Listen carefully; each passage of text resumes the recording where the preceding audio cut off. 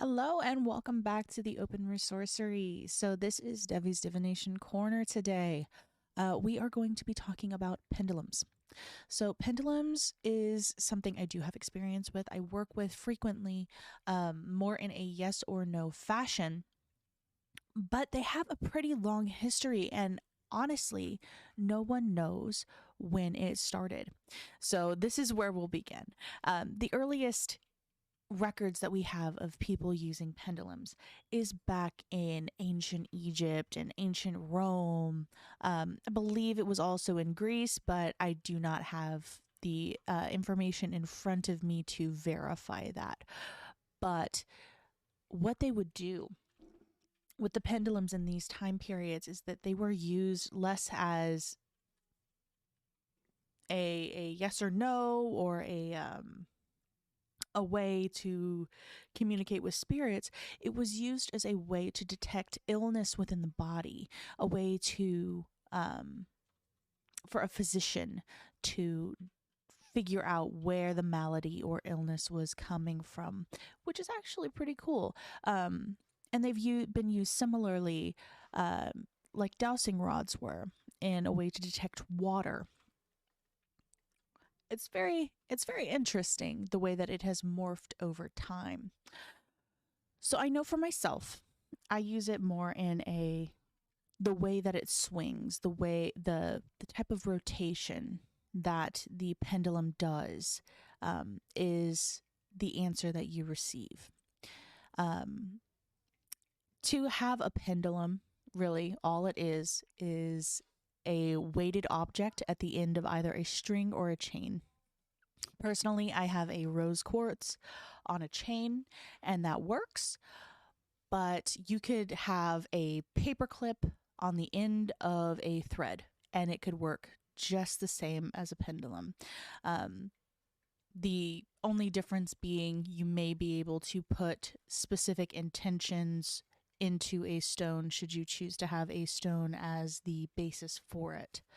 Um, but in actually using it, you're going to want to literally have your arm resting on a very stable surface. I don't know about you guys, but if I'm just allowing my arm to float, it's not going to be as stable as it should be.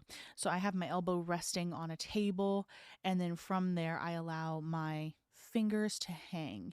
And when I allow my fingers to hang, that's when I will clamp the pendulum, the end of the pendulum chain, between my thumb and my index finger, or thumb and middle finger. It really doesn't matter. It's just as long as you have a really good grip on the end of it and you allow the pendulum itself to dangle. And then, of course, steady yourself, steady the pendulum. Notice any vibrations within yourself. Is the table moving? Is it just naturally shifting? If so, it's not a good time.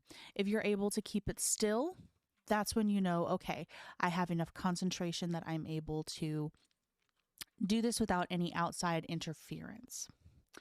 I know people have used a mat, and the back and forth swing would be the way that they determine it. But personally, I just use the rotation. So clockwise and counterclockwise.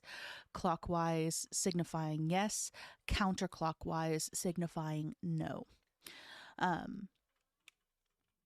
And I have had a lot of instances where either I need to rephrase the question or my guides have refused to answer the question. And this is more personal anecdote.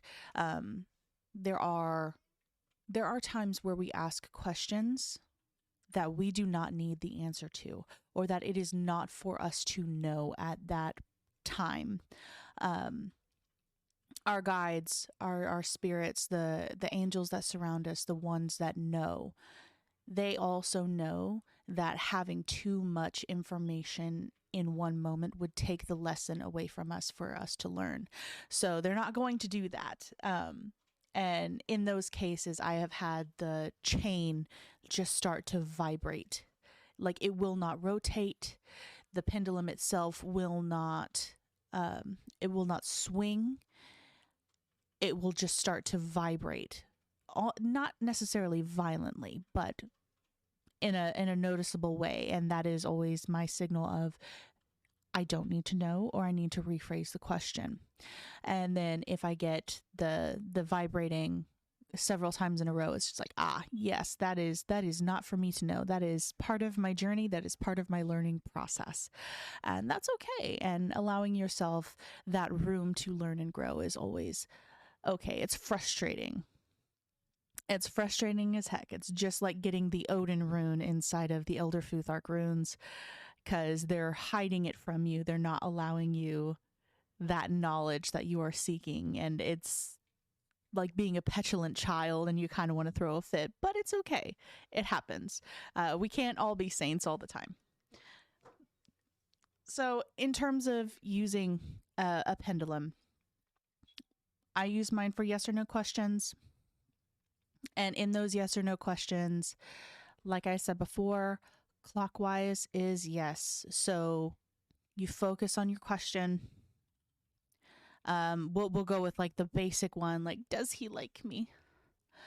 I get that about 10 times a day, and it's okay, because we like to know our standing with people, and that's, you know, that's a lot of what divination is used for, unfortunately, but it's okay. And you'll hold it real still. You'll focus on the question. You'll focus on the person. Get that intent in there, in the air, and then just watch it. And then, of course, if it starts slowly spinning in a clockwise or counterclockwise, you have your answer. If it starts rapidly spinning in one of them, that is a heck yes, vibrant answer. Those feelings are super, super there. If it's a very slow spin, that can tell you that, oh yeah, they're beginning to develop. It's a slow process. It's not necessarily there all the way. In pendulum usage, you'll learn over time the different types of speeds of spinning. If it starts spinning almost immediately and it's, I keep wanting to say violent, but it's more so just the action is very much empowered. That's where we get the heck yes, this is a big yes that has a lot of energy behind it. They want you to know this. Or big no, absolutely not. Do not go that path.